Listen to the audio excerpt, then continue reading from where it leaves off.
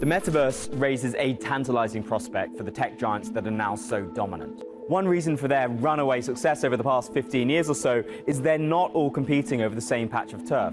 Think of it like a game of Hungry Hippos. When it comes to online advertising, it's mostly been between Google, Facebook, and then more recently also Amazon. It's a $400 billion market. It's big enough for all of them.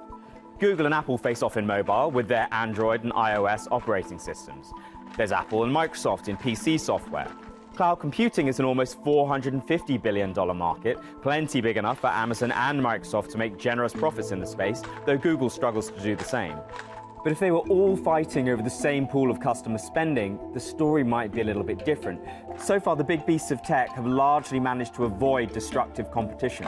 Every time it's looked like they're about to start tearing chunks out of each other, someone has beaten the retreat. Facebook, Amazon, and Microsoft all had ambitions in smartphones at one stage. Now, only Apple and Google are left.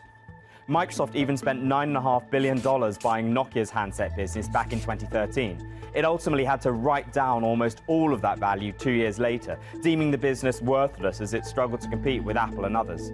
That all looked set to change with the metaverse. All the tech giants seem to be making plays to enter the space, and not all of them can win. Is there room at the table for every hungry hippo?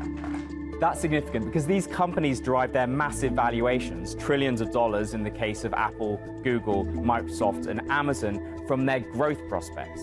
That's one reason why Facebook's valuation of just $650 billion is lagging. Mark Zuckerberg is betting the house on the metaverse. But unlike Facebook's dominance of social media and mobile advertising, he's going to be facing some very deep-pocketed adversaries. It's not just the classic five. There are also Asian rivals such as Sony, Tencent, and Samsung. If all these companies try to be the dominant player in both metaverse hardware and software, some are going to come up short. Competition is going to be intense. Apple's cracking down on mobile advertising privacy has already hurt Facebook's business to the tune of $10 billion. That's just a taster of the competition that's yet to come. Instead, they need to think about imitating the way they tackled the mobile internet. They all managed to find a discrete slice of the market where they could make good money. So Apple and Samsung, they make bank from hardware.